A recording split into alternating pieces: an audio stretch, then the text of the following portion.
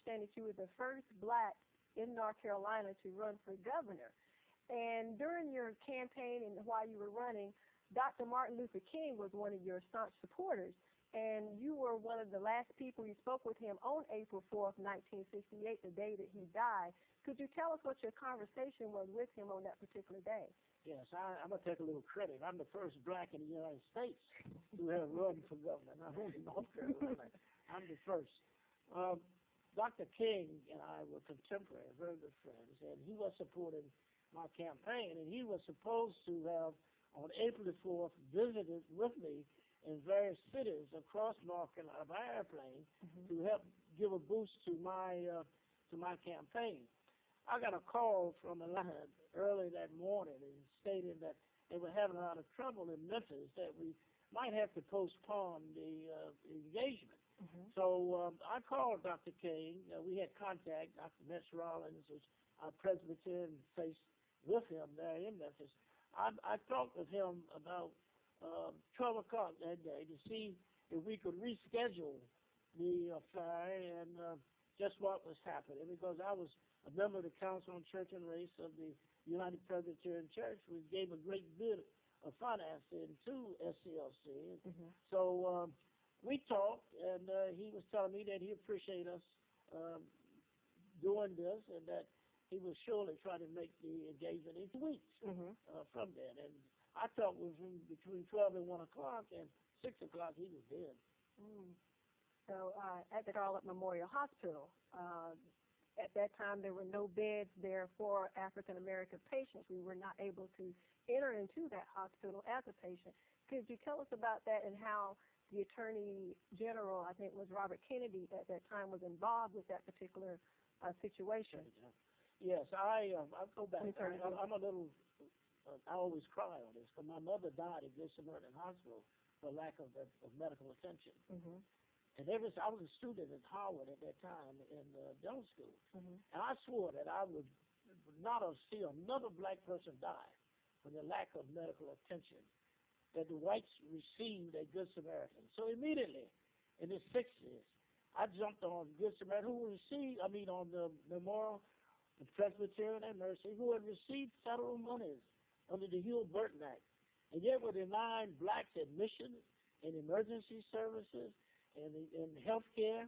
I said I could not be a doctor and see this thing continue, having suffered from it personally, because my own family, my own mother.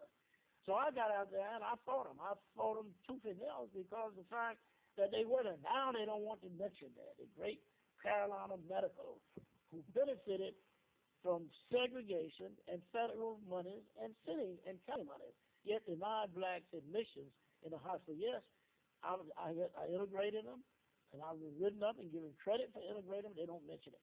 All of the people that I had to fight, like Russ Dixons and all, they got provisions named after them who said that blacks could not be admitted to Charlotte Memorial Hospital. All of the provisions and all, they're named after those segregationists who denied black folk admission in a municipal hospital, in a federally supported hospital. Yes, I'm responsible for integrating them. And what happened, Robert Kennedy's intervention in that? Exactly what did you do? I was very active with the Kennedy family. As a matter of fact, I rode the train and was very active in President Kennedy's administration. I was very active with Robert Kennedy. As a matter of fact, the day he was killed, I didn't get into that. I was supposed to be with him in Los Angeles and couldn't make it because of my gubernatorial campaign. I stayed here to get delegates and suggested Charles Evans go in my place. But I was asked to come. And when he was Attorney General, I had his phone number. I could call him. A lot of the things that happened in this state to integrate came about because of Robert Kennedy and the politicians, Democratic politicians in this state. So I called him, and he told me what to do. And then President Johnson, who I rode the train with, told me what to do, how to go after them for the Hill-Burton money. They were receiving federal money and segregating and discriminating, like the school board was doing. So I was able to stop their money. So what happened was the money stopped, and then they integrated. Then they integrated. During your fight for civil rights in here in Charlotte, your house was bombed. You, Julius Chambers, Kelly Alexander, Frizz. Right. Could you tell us about that time and what you thought was going on during that time? Well, the Shrine Club in Charlotte had a Shrine Bowl, and we had a outstanding athlete who we had gotten at Myers Park in school named Kirkpatrick, and he was not selected to play in the Shrine Bowl. Mm-hmm. So in his suit, the swan suit, I had gathered, and Kelly had gathered all of the applicants for that suit, and we followed that suit. As a matter of fact, the suit would have been named after me had I not put Swan's name number 1. My name is number 2, and all of the plaintiffs are Presbyterian ministers. So we filed a suit against the Shrine Bowl and a suit against the school within the same time. And that broke that football is it, what it is football.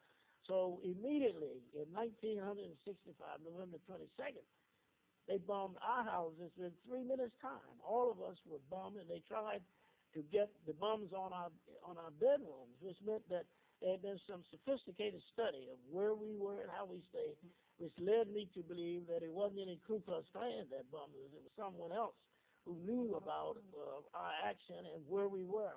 And strange enough, nobody's ever been caught for having bombed us, full bombing, and no one has ever been caught. And the city tried to forget, but I will never forget because I have a strong idea where the bombing came from. Mm, okay, so you don't think it was the Ku Klux? No, it wasn't Ku Klux Klan. Okay. It might have been the blue suit Ku Klux Klan, but it wasn't the regular Ku Klux Klan.